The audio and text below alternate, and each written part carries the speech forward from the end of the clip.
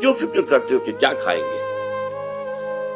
तुम जंगल की चिड़ियों को नहीं देखते कि वो खाली पेट अपने घोंसलों से निकलती हैं और शाम को आसूदा होकर वापस आती हैं?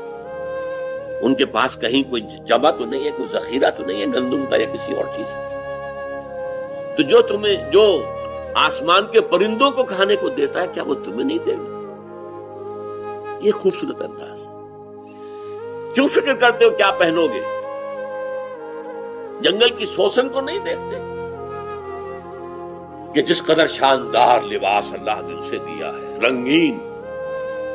सुलेमान भी अपनी सारी शान और शौकत के बावजूद वैसा मुलब्बस